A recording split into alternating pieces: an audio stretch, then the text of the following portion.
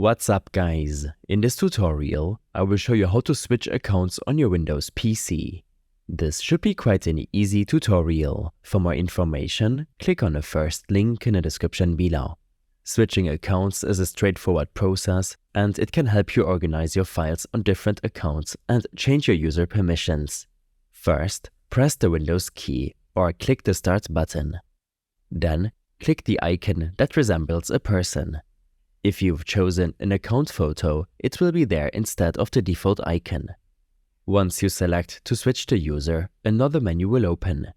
Select the user account you want to change to, asking you to input that user's password.